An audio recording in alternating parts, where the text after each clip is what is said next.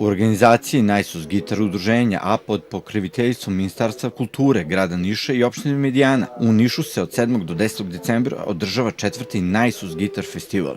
Po uzoru na Gitar Art, sa željom da promovišu gitaru kao instrument, organizatori su pored dva koncerta organizovali seminare kao i master klas. Gost festivala je dr. Jose Antonio, koji će u sali univerziteta održati predavanje na temu približavanje španskoj nacionalnoj muzici. Ovim povodom je dr. Jose bio gost gospodina Ćirkovića, predsjednika opštine Medijana.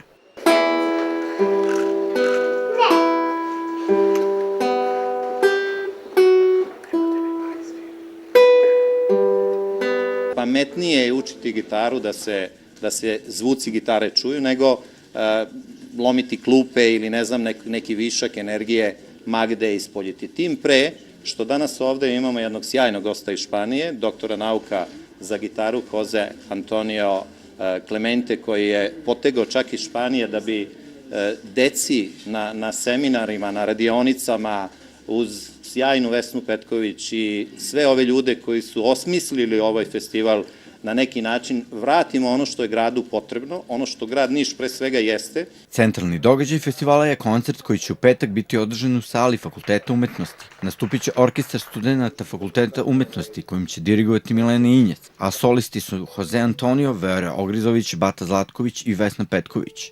Festival će u subotu biti zatvoren koncertom naše mlade, najpopularnije gitaristkinje Sabrine Vlaškalić.